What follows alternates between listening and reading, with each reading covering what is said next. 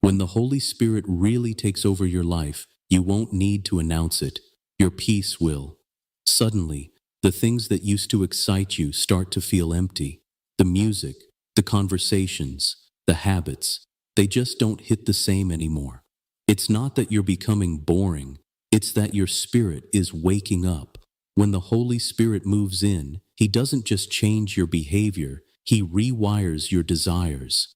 And that shift, it's the proof that God is doing something deeper than you can see, because when heaven starts living inside you, earth loses its grip. The inner transformation. The first thing that changes isn't your situation, it's your spirit. You start to notice a quiet voice inside of you, guiding your choices, convicting you when you slip, and comforting you when you're broken. That's not guilt. That's grace doing surgery on your soul. The Holy Spirit begins to separate you from things that drain your peace. He'll shut doors that used to keep you distracted and open ones that lead to growth. You'll start craving stillness over noise, purpose over pleasure, truth over trends.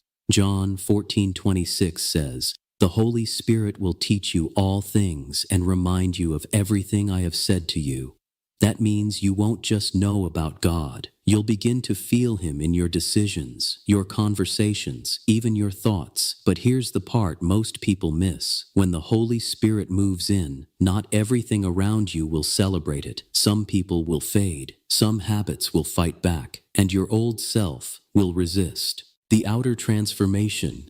When the Holy Spirit takes over, the change doesn't stay hidden for long. People start to notice something different about you, but they can't explain it.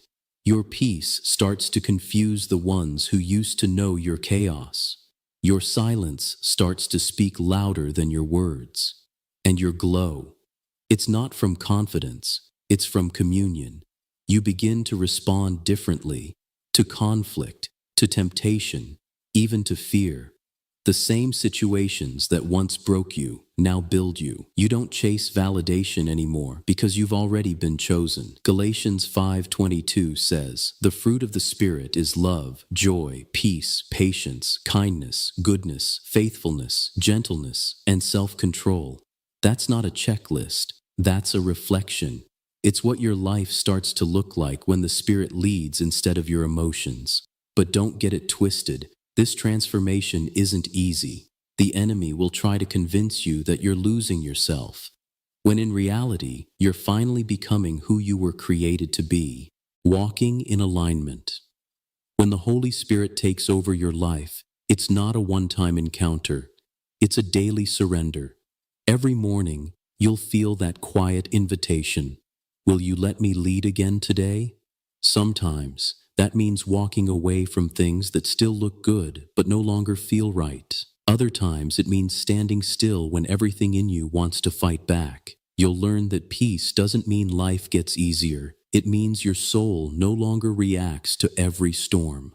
Romans 8:14 says, "For those who are led by the Spirit of God are the children of God."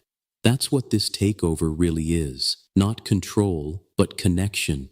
He's not forcing your hand, He's freeing your heart. The more you yield, the clearer His voice becomes. The more you trust, the stronger your discernment grows. And one day, you'll look back and realize that battle you thought would break you was actually building you for this. The evidence of His presence.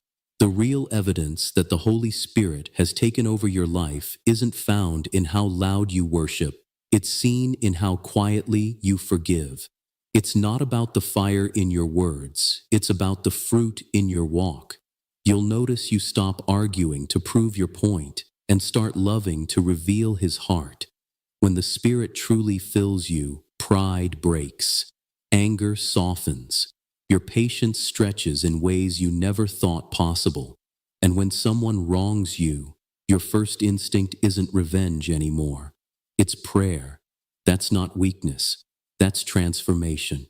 2 Corinthians 3:18 says, "And we all, who with unveiled faces contemplate the Lord's glory, are being transformed into His image with ever-increasing glory." That means every time you choose peace over pride, mercy over ego, forgiveness over fury, heaven sees it as worship. Because when the Holy Spirit takes over, your heart doesn't just change, it starts to mirror the heart of God. You stop trying to look righteous and start living redeemed. And that's when you realize the Holy Spirit didn't just come to live in you, He came to live through you. The mission shift. When the Holy Spirit takes over your life, you stop living for comfort and start living for calling. The things that once mattered start to fade, and purpose begins to take center stage. You start seeing pain differently, not as punishment, but as preparation. You realize every closed door was protection, every delay was direction, and every battle was building endurance for your assignment. Acts 1:8 says, "You will receive power when the Holy Spirit comes upon you, and you will be my witnesses." That's what this takeover is really about. Power for purpose. The Spirit doesn't just make you feel holy. He equips you to live holy, to lead boldly, and to love fiercely. Because when God fills you, He doesn't just want to transform your heart. He wants to transform the world through it. The divine exchange. When the Holy Spirit takes over, it's not just your habits that change, it's your heart posture. You stop striving for control and start resting in trust. You realize that surrender isn't losing, it's trading your limited strength for His limitless power. Worry turns into worship, confusion turns into clarity, and suddenly, what used to drain you now drives you. Philippians 2:13 says, "For it is God who works in you, both to will and to act according to His good purpose." That means you're no longer living on your own energy. Heaven itself is fueling your every step. This is the divine exchange. Your will for His wisdom, your plan for His promise, your chaos for His calm. And that's when you truly understand. When the Holy Spirit takes over, your life stops being about survival and starts becoming a testimony. When the Holy Spirit takes over, nothing in your life stays ordinary. Your desires shift, your circle changes, and suddenly, the things that once broke you now build you. This isn't about perfection, it's about surrender. Because when you let Him lead, even your pain starts to serve a purpose. So let me ask you, is the Holy Spirit just a guest in your life, or has He taken full control? Type Holy Spirit, take over in the comments if you're ready to let God rewrite your story from the inside out. And if this spoke to your spirit, don't keep it to yourself. Share it so someone else can be reminded that surrender is where transformation begins.